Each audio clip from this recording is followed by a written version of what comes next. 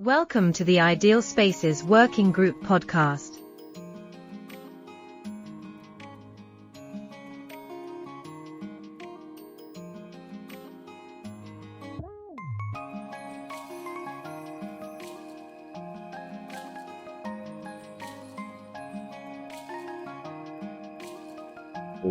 Dr. Ulrich Gehmann in Grand Raynham, and we speak with Jason Montgomery. Please.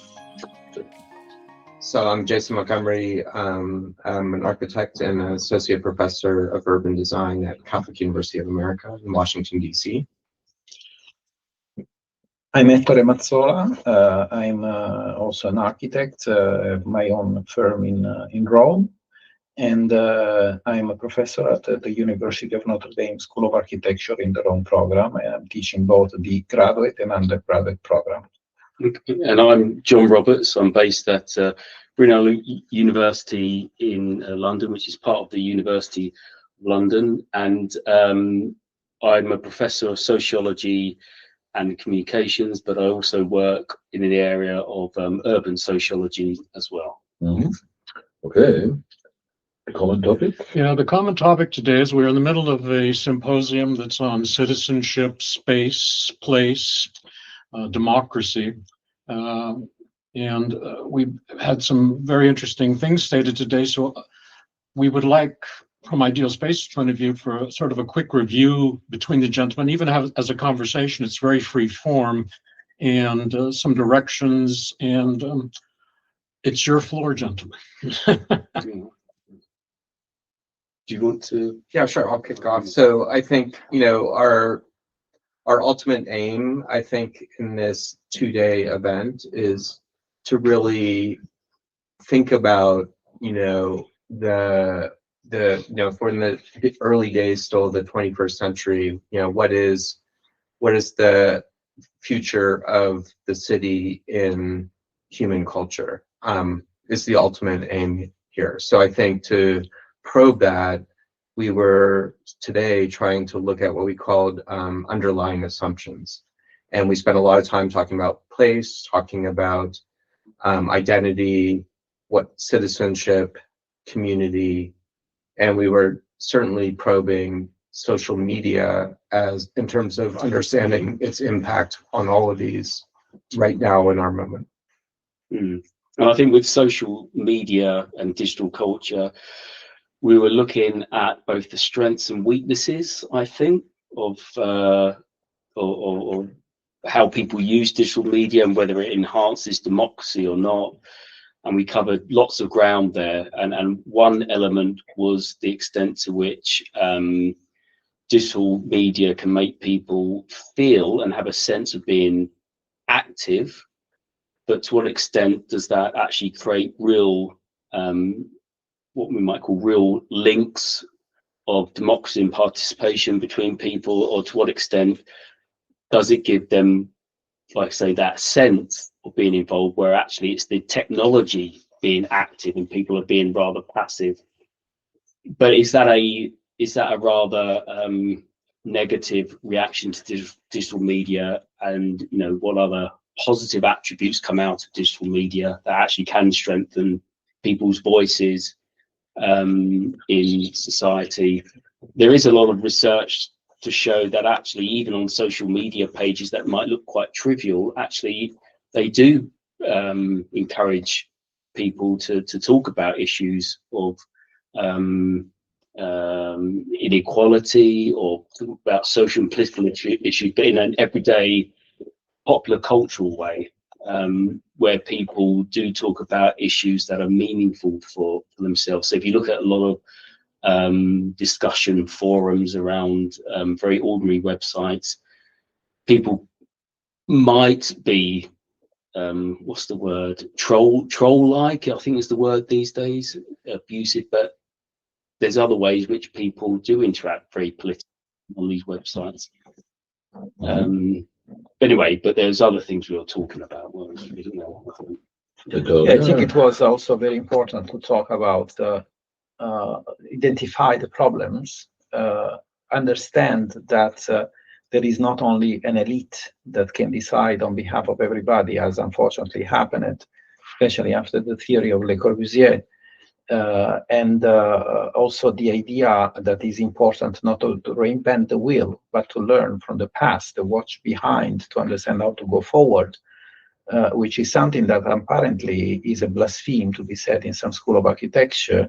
And I'm so happy to have a sociologist with ours and have some group of people that are not only architects, that are talking like in a black mass as a guru. And it was clear already starting from today, what could be the role of the designer, what is the meaning of urban design, to have a democracy, to have equity, to have some city that is respecting everybody, thinking of the urbanism as the art of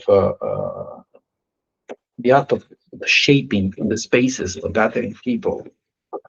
The art, more than anything else, is the development of a sense of belonging, identity, understanding how in the past the urbanism and the architecture, like it is wonderfully depicted in the painting of Ambrogio Lorenzetti in Siena, the city, the architecture, the art is the tool to celebrate the wellness of places, the richness of places, and how on those days war, or not war, fought with a weapon. Obviously, they were also, but it was really a competition that was using the tool of art, architecture, urbanism to promote these city-states of the Middle Ages that brought then to the ideal cities of the Renaissance. And this is probably the greatest message that has to be delivered, and is something that is that has to consider the entire community, because we're talking about communities and not singles. Understanding the borderline between the freedom of the single and the freedom of the entire community, and how in the past this was wonderfully understood, and at a certain point was wiped out because some elite, as Le Corbusier used to say, imposed the ideology to the entire people. Seen from this background, what do you think could be the most important directions to be worked out in our tomorrow's workshop? I think it's the translation of this probing that we did today and what Ettore just described and John just described. I think it's to say, I think we're going to try to come to some conclusion about the relevance of the city to, the human creature as a social creature, that many of the problems we can observe in our current time are not necessarily solved in some sort of magic way, but are, mitigated and kind of tempered by the way that a city allows strangers to be in space together, how people can learn that diversity of people going about life in their different ways in close proximity can actually be a great energy and productive force in society. And so, coming back to maybe this kind of more refined definition of place around belonging, around identity, and it is also spatial. So I think we're going to contend with the spatial aspect of that, as well as the theoretical concepts and definitions. I think we're going to be able to dig deeper into that tomorrow. And, part of the goal of this event is to lay the groundwork for continued research and thinking on this that will be compiled in a special issue publication of Urban Ideas. So I think tomorrow's event will really help set the tone for how that publication might come about. Okay. No, interesting. I mean, what one thing as well, I think that's interesting on place and belonging is whether you can use what's already in a space that is embedded in a community's memory, whether it's you know, a building, a statue where people gather, you know, around for events, festivals, or a monument, or whether you can use these already existing assets, if you like, or whether as architects you can actually build new monuments that might provide places for deliberation, perhaps amongst community members, places where they might gather for events, or whether you sort of combine the two. I don't know if that makes sense. I'm thinking here of something which, when I came here last year, do a presentation on Marble Arch, which is in central London, a place I've done some research on, which has been in that space for years and years. It's just by Hyde Park and Oxford Street. There's a big triumphal arch. Yeah, and so it's a place in people's memories there. It's been appropriated for as a place of free speech as well as, you know, having in the past royal spectacles there, etc. But at the moment it's being redesigned by different partnerships, and they're trying to make it into an event space in order to attract new people there and sort of make connections to Oxford Street, which is a consumer centre, but also to make connections to the history of free speech in the area.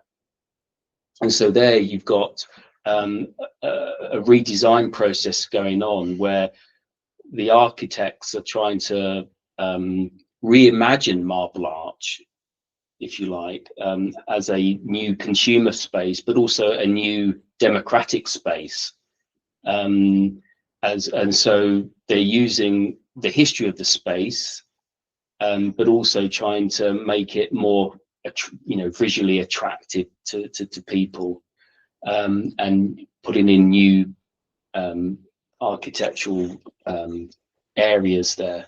But I just wonder whether that's something you have experience in, as well as whether you can do that to already existing monuments, or whether you need to introduce new elements to it and new designs completely, or new monuments, if you like, to get people in these spaces to talk, deliberate, new spaces of democracy. Well, actually, one of the biggest problems of the 20th century city developed after the Athens Charter, mostly, is that the image of the city, the shape of the city is no longer designed. It's just some patchwork of colors where functions are separated. And the urban form is completely forgotten. And when you have no urban form, and when you don't have a network of spaces where people can have a stroll and can socialize and can gather together, you have no city, you have no urban idea. And it's not the single case that can solve the problem, which is another way the 20th century architects and urbanists try to solve the problems, because at the end, if the illness is much bigger, you can't take care about a little part of the body. Right. And then there is also the issue of if we have already the monuments, are we sure that new monuments are going to be necessary? Is it correct to engage a competition with a monument that is already worldwide recognized? How I can win, and why I have to engage a competition with the existing monument? I would frame properly that has been working for years and is going to work in the future. The other problem that we approach today, and I think is another extremely important problem, is first of all, we have to, as I said, have this broader vision that is approaching the entire problem of the city instead of the single place. But is the the needs of designing city, designing public spaces, designing buildings, thinking at all the category of human being. Because among the movement of classical traditional architects today, there is a tendency of thinking at only the rich. But the great challenge is to do something that is affordable for everybody. And this is the great challenge that is definitely possible to be done, because we have even recent cases, I'm going to quote in a while, that are proving that this is definitely possible. It's necessary to think about kids. It's necessary to think about disabled. It's necessary to think about the elder. So when we design spaces, we need to design for everybody, not only for few lucky people. And as I said, there are cases today that are proving that it's doable. And it's not only doable, it's also profitable, because it is not that well known, except that among ours. The case, for instance, of Le Plessis-Robinson outside of Paris, which was a horrible, dangerous place until 1989, when Mayor Philippe Pemezec had the courage to ask François Spory, the Alsatian architect, to make a design to tear down this district and replace it with a human scale district that was appearing like the center of Paris. The party of Philippe Pemezec on those days were basically zero at the level of France. He has been re-elected almost for 30 years for the courage he had. After the death of François Spory, the project was finished by Xavier Boll, Marc and Nada Breitland, and a few others. And today is such a marvelous place, with 43% of the houses that are social housing that are not possible to be distinguished from houses for normal other categories.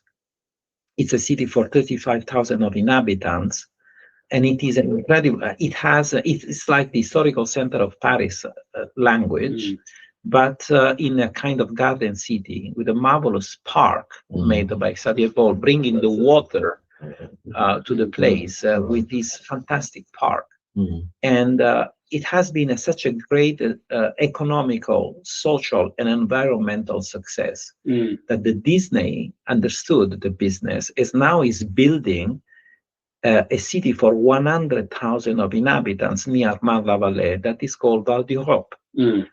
And it was so clear that the violence, the problem of Plessis-Robinson disappeared because of the quality of what has been realized, that in 5 years, in France have been invested 60 billions of euros to tear down monster, grimy suburbia and replace it with a district that looks like the center of Paris. Nobody knows these things, because this is making local economy, is not making the interest of speculators and the industrial producer of materials that are sustainable, which is not that sustainable in reality. And this is something that is designed for everybody. So it's really a symbol of justice, which has to be the model to be taken in consideration. Contemporary to Plessis-Robinson, in England, for the will of Charles, it was built Pambury, and now they started the construction of 12 new towns in England based on the model of Pambury, and then we have cases all around the world, because we have Cayala in Guatemala, for instance. We have places. I've been involved in many design in the Moscow region with my friend Maxime Atayans, where we design new cities, because these are new cities, are not outskirts. Last year, in a couple of days, it is the anniversary of my a completely unexpected experience I had. I was called by the sister of the Emir of Qatar after a conference I made online with a traditional architecture group.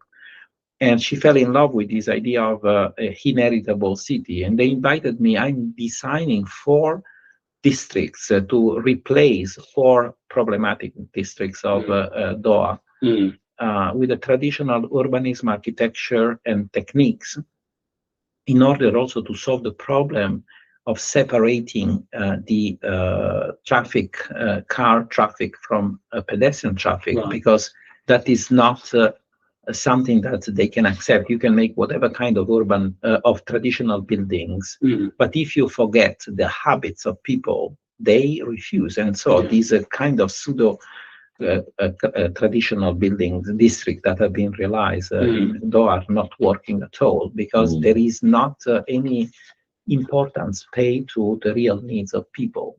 We need to consider the importance of local habits, local needs, categories of human beings, and then we can have a proper future. Yes, yeah, no, yeah.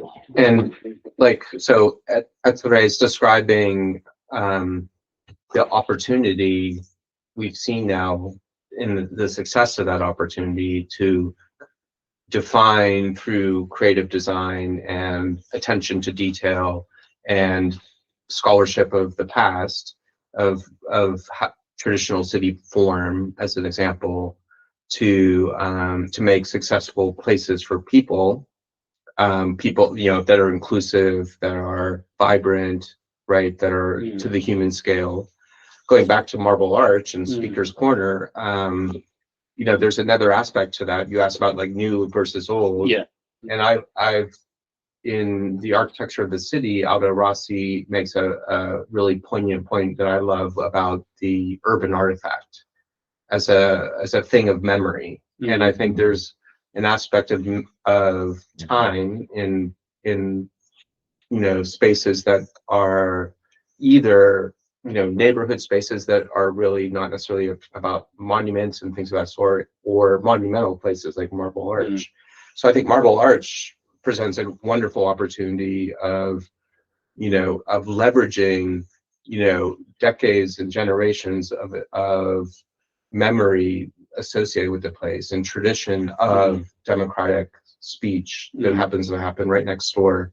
And so I would hope that any design intervention is enhancing and being sensitive to that incredible memory that provokes, as opposed to, say, being in competition or undermining or diminishing.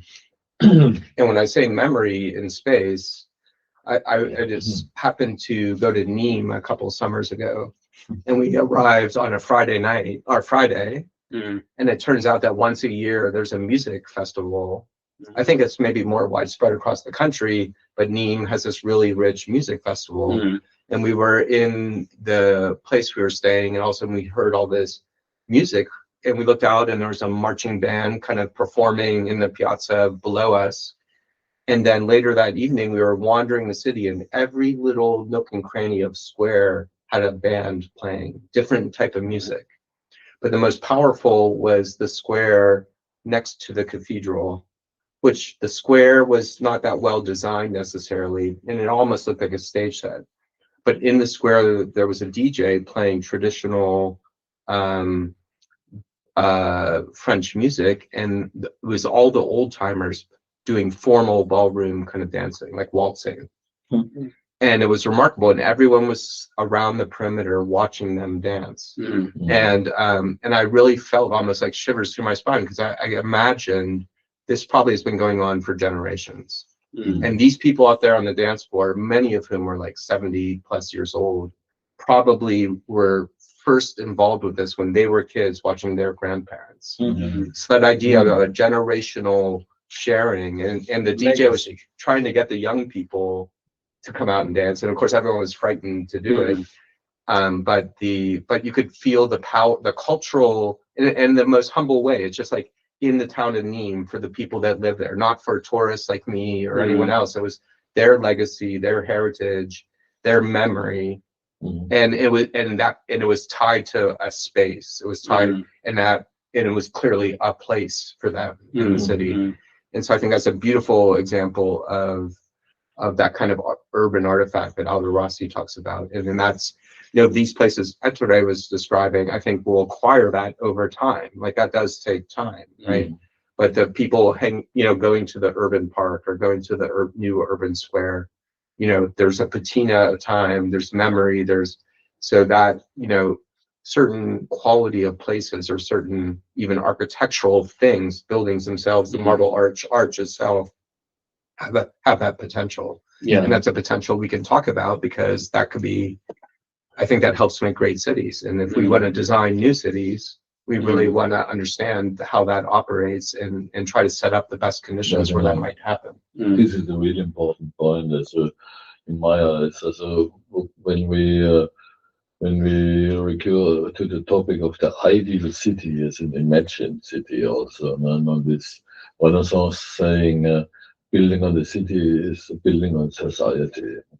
And when we see this kind of cities you mentioned, we plan an extra strain of podcasts also in the future. We call it viable communities. And these new ideal city approaches could be very, very important. Not only interesting, but important.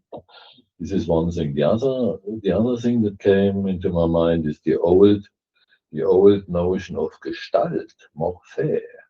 Also, if we speak about the urban form, in the end, we speak about wholes, about holistic entities. Exactly. We speak about Gestalten. Absolutely.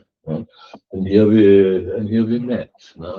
Okay. Yeah, I always say that urban design needs to have an holistic approach. It need to have also some empathy, engage with the local people. Because without the empathy, it's not possible to define anything.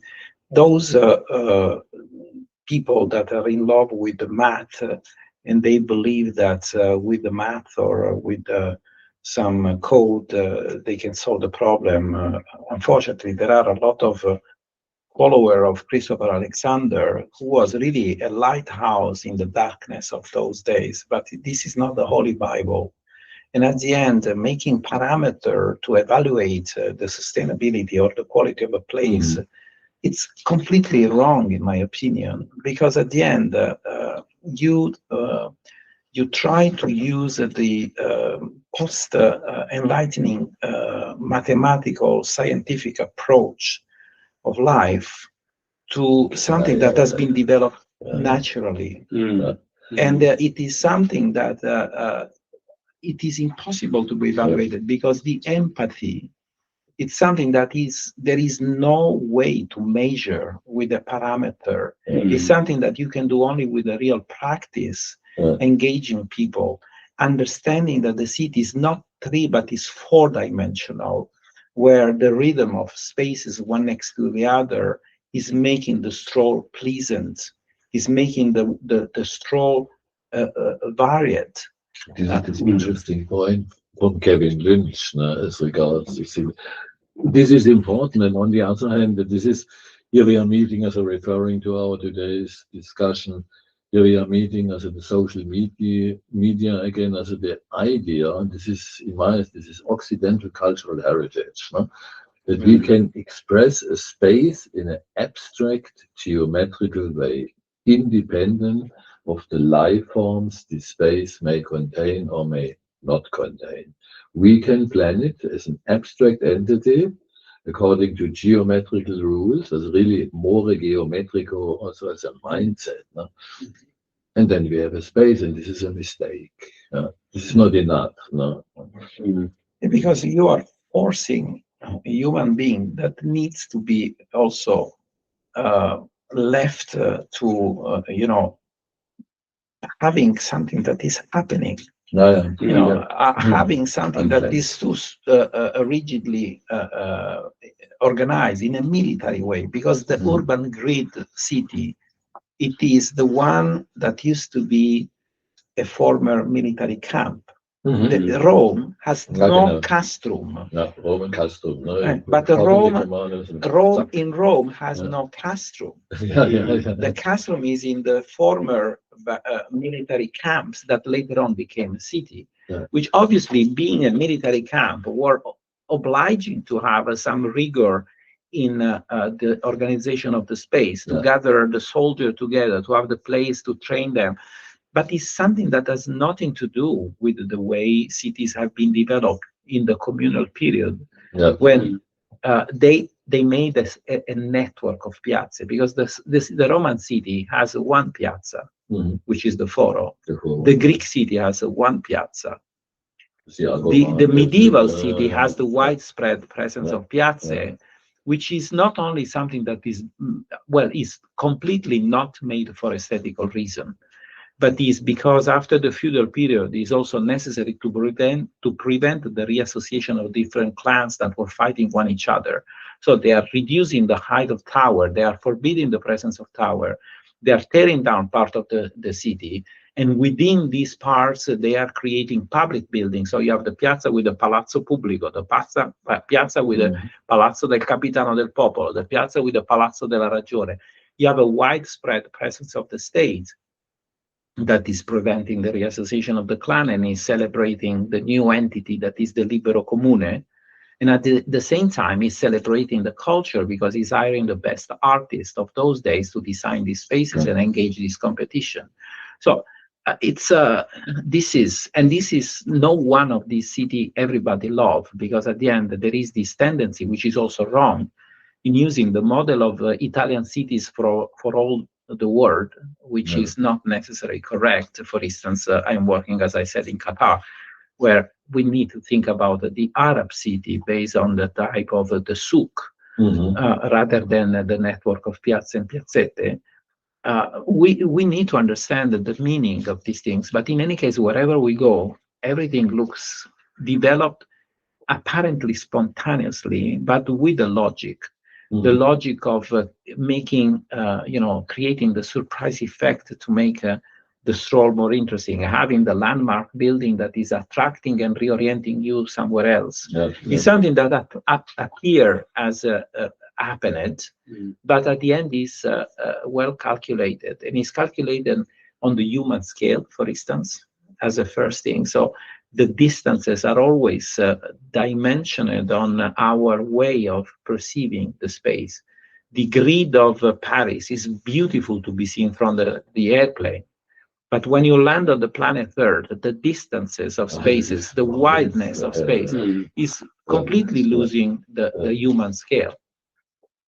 And further to Ettore's point, Jan Gehl describes it well. He says we are bipedal, we move linearly, our eyes have a cone of vision, and cities, we've learned over time how cities are designed and we have a scale, right? We have a range of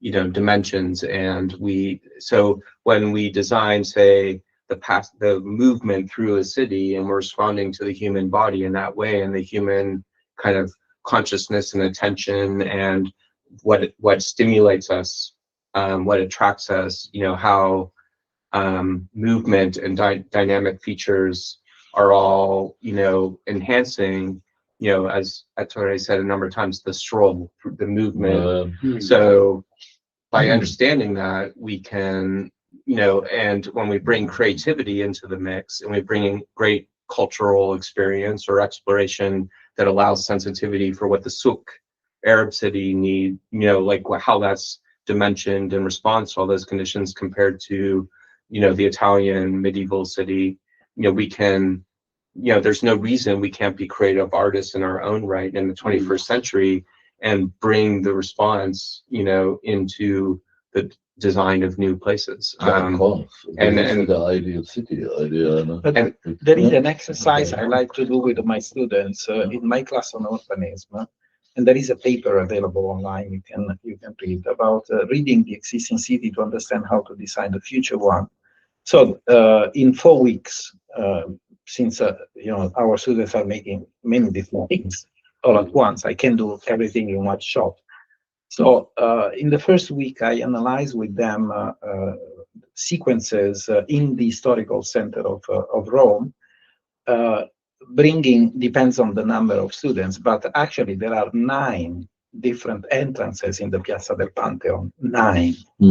No one in access with the Pantheon, by the way, as it used to be also the approach to St. Peter, and as it is the approach to St. Ignazio. So we analyzed these 9 sequences, and generally we analyze 5 because 9 is a lot, depends again among the number, but generally with every group, not more than 5, because that is what I can do in my 3.5 hour of class. And we walk. I walk and talk. They make a sketch while I'm talking, but we spend 3.5 hours without stopping, and they never get tired because there are so many things happening. All the senses are open, are active, that the stroll is not making you tired. The next week, we analyze the post-unification Rome, and generally, due to the distances of these immense axes with this grid made by the Piedimontese, we analyze a sequence, only one sequence, which is completely arbitrary because there is nothing that is inviting to that stroll. A walk from Piazza Esedra in front of the Baths of Diocletian up to Piazza Vittorio Emanuele II. With the typing machine, no? No, that is Vittorio Emanuele II. That is the monument to Vittorio Emanuele. No, Piazza Vittorio is nearby the railway station. Sometime, like for instance this year, I'm going to start the sequence from the Market of Trajan, walk along Via Nazionale up to the Baths of Diocletian, and then we turn and go there. I'm not kidding. After 20 minutes, the students get bored because the space is so uniform, independently from the beauty of some of the 19th century buildings that are there. There is nothing that is happening because it's this immense road that goes up to a distance that is not visible from the very beginning. And there is no reference that is inviting to the stroll. Buildings are not respecting the topography, and so there are no entrances at the bottom accessible. And this is interesting because the week earlier we walked for 3.5 hours. The second, they don't want to walk at a certain point. The third, I bring them to the earliest 20th century district where the architects, following the lesson of Gustavo Giovannoni, are trying to break the grid, creating a system of radial and counter-radial system to have always some visual target instead of having the sky that is touching the ground like on the planet, on the Everest mountain. And they are back interested. And then the fourth week, I bring them to the ideal or visionary city, that is the EUR. And in the EUR, honestly, they ask why we are here. Because honestly, nothing is designed for the human scale. The width of the street is 100 meters, and the only shops present are a series of pit stops for cars. And the buildings are completely separated from the sidewalk. There is no relationship between the building and the street. And this is something that after 1 minute, they say, why we're here. But the total is fascinating. And so I wandered through the EUR, not long, and I was fascinated by the character of the single buildings. In terms of architecture, it's quite interesting because there is a new isolated. This is no city. It's a collection of buildings. No, it's a collection of monumental buildings. But the city needs to have the fabric and the building. If you have a city only made of monuments, you don't have a city. You need to have the fabric around. So the study of urban design, if you want to practice urban design in the 21st century, if you want to teach urban design in the 21st century, you have to be a student that is willing to understand what makes, you know, every scale of condition in the city, you know, viable and successful, right? You have to look at the greatest examples. You have to be, you know, the 19th century sections of by the Vittorio Emanuele Piazza is, you know, it's 19th century. The architecture is very pleasant, but you know, you can see that it's not necessarily generating the stimulus, the conditions for vibrancy. Yeah. So it's not, you know, it's not, you know, it's not, and you know, there. Even though you might say, well, both of these have, say, traditional architecture, both of these have tectonic features that are similar and so forth. Yes, but those are just part of the package. It's not the full package. So that's what, you know, many urban designers in the past, or people responsible for planning cities, really were not students in this way of this aspect. And they certainly, the urban planning, you know, movement, which was more about numbers and charts and statistics, you know, completely ignored that. It really felt that there was no formal, you know, there was form, but it was form in an abstraction, as an abstraction. And actually in the American city, I'm very critical of the City Beautiful movement, which had beautiful building structures, but was often overscaled, immense spaces, you know, and in spaces that later in life are the dead spaces of a city like San Francisco or something like that. Yeah. So I think, you know, you have to be willing to, and I think that's why Jane Jacobs is so important to many of us, because she examined the city that she saw outside the door. She spent time examining the most subtle things of, say, just a street and a sidewalk, and understanding what made that successful. And so that's, you know, the work that Ettore and I do as both urban designers and teachers of urban design, is trying to bring that to 21st century students and recognize that there was this huge gap of time in which none of that was part of the thinking and planning of cities. It was absent. Yeah. And that was a huge problem. No, it's interesting. Yeah. So Jason, did you have something you wanted to say? No. I was just going to say, after the Second World War in London, you have the London County Council, which was, you know, Labour controlled, and they did explicitly try to have a civicness to the redesign of London. There's a great expansion in getting more motorways, road systems in London at the time, but they wanted to complement that with civic spaces. So in, for example, around the Marble Arch area and in Hyde Park, although they had new motorway systems, they had a new park lane system going down, a dual carriageway that took away some of, it's quite controversial, because it took away some of the greenery of Hyde Park. But they argued, the London County Council argued, well, this is to do with the expansion, the post-war welfare state, the expansion of trying to make London modern by encouraging more cars into London there. But they said at the same time, we're going to have a greater civic spaces. So in Hyde Park, they had new subway systems to connect various spaces around Oxford Street, Hyde Park.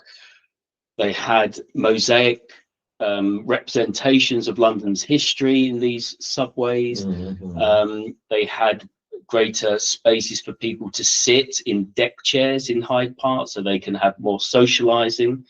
But interestingly, people started who use these spaces were writing to the London County Council to say, hang on, if you increase the traffic, you're going to increase noise pollution. This is in the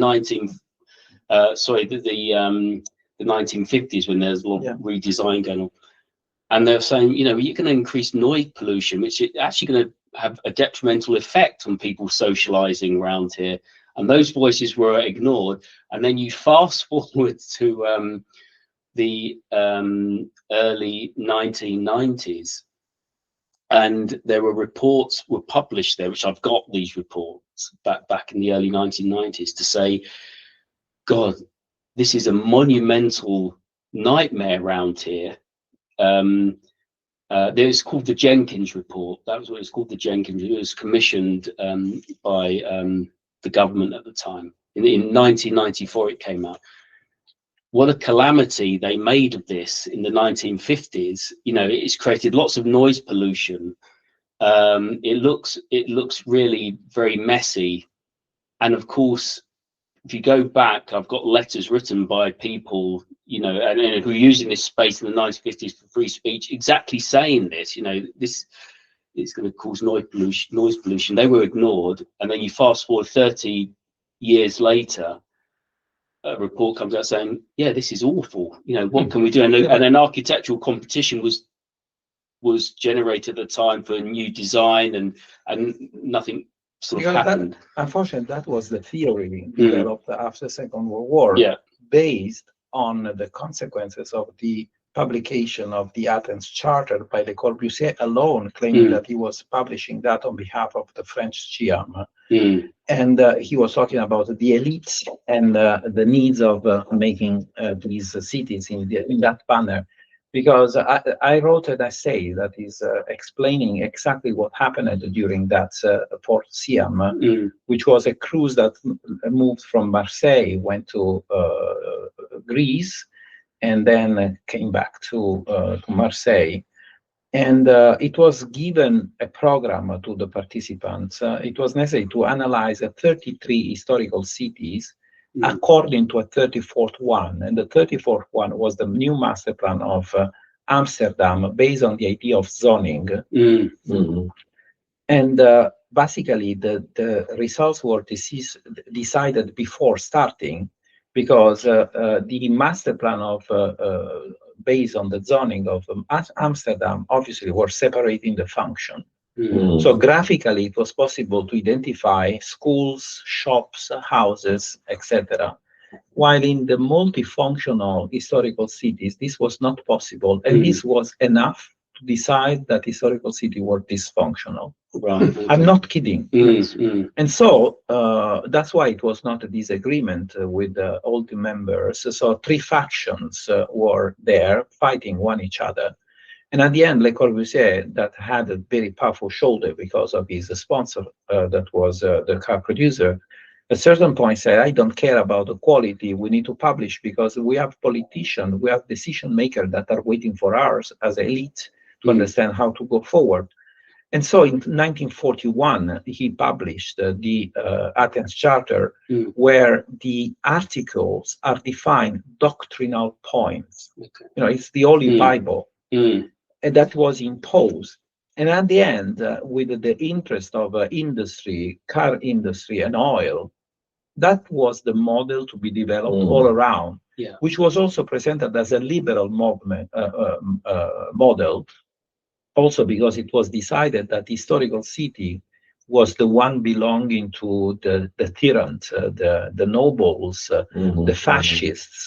So they used the argument of politics to attack a model which was working, that was depicted as dysfunctional versus the functional one, which is the one that brought to that monstrosity what you were describing, which is some illness that affected the entire planet more than everyone, obviously, the US. But for instance, you are mentioning London, but I was in Birmingham a few years ago. I was shocked. It's the worst place on this planet. It's something that is really a crime. It's a horrible, horrible crime.